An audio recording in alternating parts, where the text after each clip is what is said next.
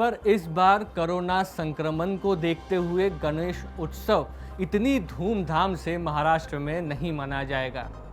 इस महोत्सव से पहले सरकार ने कुछ गाइडलाइंस जारी कर दी है कि इस उत्सव को कैसे मनाना है, जिसे ध्यान में रखते हुए ये उत्सव को मनाना होगा। ये गाइडलाइंस खास तौर पर बड़े बड़े गणेश उत्सव मंडलों के लिए है।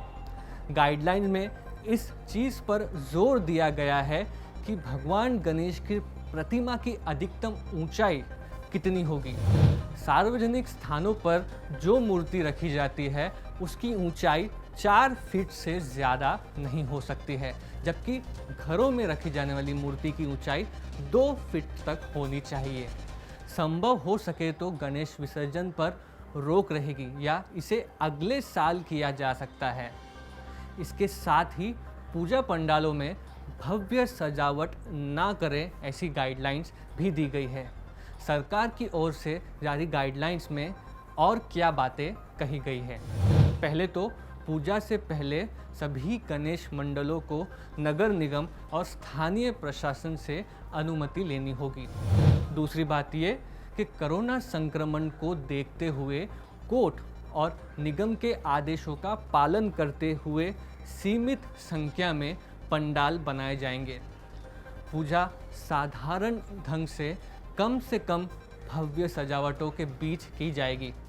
सार्वजनिक स्थानों पर रखी जाने वाली प्रतिमा की ऊंचाई 4 फीट, जबकि घरों में इसकी अधिकतम ऊंचाई 2 फीट रहेगी।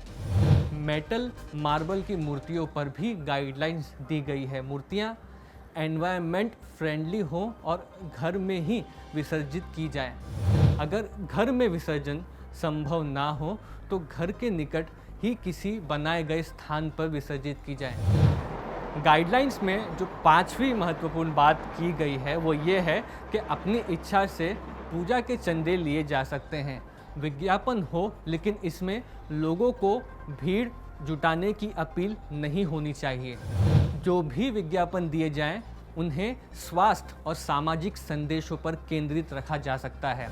पूजा के दौरान सांस्कृतिक कार्यक्रमों के बजाय स्वास्थ्य से जुड़ी गतिविधियां की जा सकती हैं, जैसे कि रक्तदान कैंप आयोजित किए जाएं या कोरोना, मलेरिया, डेंगू की बीमारियों से बचने के उपाय को लेकर जागरूकता अभियान चलाए जाएं। इस गाइडलाइन में 7वीं महत्वपूर्ण बात यह है कि आरती, कीर्तन और अन्य धार्मिक कार्यक्रम के दौरान लोगों की भीड़ जमा ना हो और सामाजिक दूरी के नियमों का उल्लंघन ना किया जाए। ध्वनि प्रदूषण पर भी पूरा ध्यान देना होगा। 8वीं बात यह है कि भगवान गणेश के दर्शन के लिए ऑनलाइन इंतज़ाम किए जाएं, जिसके लिए केबल नेटवर्क, फेसबुक ऐसे माध्यमों का सहारा लिया जा सकता है। गणपति मंडप का सैनिटाइजेशन होता रहना चाहिए और थर्मल स्क्रीनिंग का भी इंतज़ाम होना चाहिए। श्रद्धालुओं को मास्क लगाना और सोशल डिस्टेंसिंग का पालन करना भी ज़रूरी होगा। मंडपों में सैनिटाइज़र की भी व्यवस्था होनी चाहिए। 10वां पॉइंट ये है कि श्री गणेश भगवान के आगमन और विसर्जन का जुलूस कार्यक्रम नहीं होगा। विसर्जन के स्थान पर जो आरती की जाती है वह घर में ही की जाएगी और विसर्जन स्थल को कम से कम समय में बंद कर दिया जाएगा।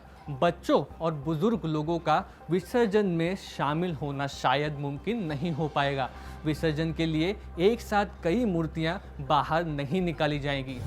नगर निगम, अलग अलग बोर्ड, हाउसिंग सोसाइटी, जनप्रतिनिधि और एनजीओ की मदद से आर्टिफिशियल पॉन्ड्स बनाए जाएं, जिसमें मूर्तियों का विसर्जन किया जाए।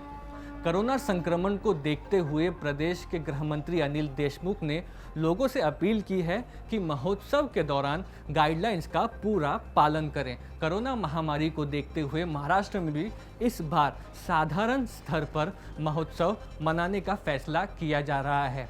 मुंबई तक की ओर से हम ये उम्मीद करते हैं कि दर्शक सेफ होकर गणेश उत्सव मनाएंगे।